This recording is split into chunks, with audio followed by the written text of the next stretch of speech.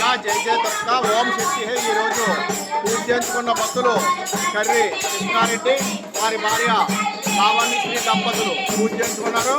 వారిని వారి కుటుంబాన్ని జగన్మాత లక్ష్మీనారాయణలు ఆయు ఆరోగ్యాలు ఇచ్చి కాశీ కాపాడని కోరి ప్రార్థిస్తున్నాం. జై దుర్గా జై దుర్గా ఓం శక్తి హే.